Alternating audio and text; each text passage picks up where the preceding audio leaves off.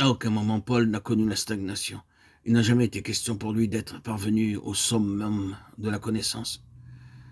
C'est bien ce qu'il semble vouloir dire. Je ne sais encore rien, cependant je vois de manière obscure, mais bien réelle, par les yeux de l'esprit, un Christ si grand, si vaste, que j'essaie sans cesse de le saisir, de courir à sa suite. Je vais de l'avant, oubliant ce qui est en arrière. Je regarde toute chose comme de la boue à cause de l'excellence de la connaissance de Christ, afin de le connaître lui. Dans cette conception sans cesse grandissante de la personne de Christ, Paul s'éloigne considérablement de la position de docteur juif, ou du juif type en général. Paul a commencé par cette conception juive du Messie, avec la part d'inconnu qu'elle renferme. Et il est tout à fait impossible d'en donner une définition précise.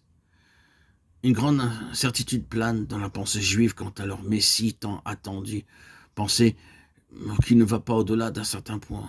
Leur idée du Messie se limitait à quelque chose de terrestre et de temporel, à un royaume terrestre et à un pouvoir temporel, avec tous les avantages terrestres et temporels dont les Juifs bénéficieraient en tant que citoyens de la terre, grâce au royaume, au règne et à l'avènement de ce Messie.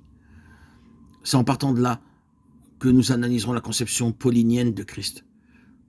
À ses débuts, l'apôtre en était au même point qu'eux. Il avait eu exactement la même conception qu'eux au sujet de Christ.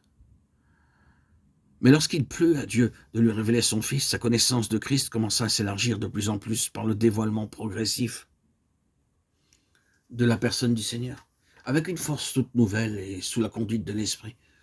Paul place dans notre champ visuel la nature et l'immensité du royaume de Dieu et du Fils de son amour.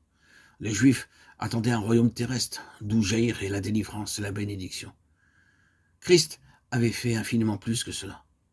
Il venait d'opérer en leur faveur une rédemption cosmique et non une simple délivrance de la puissance de Rome ou de quelque autre pouvoir temporel.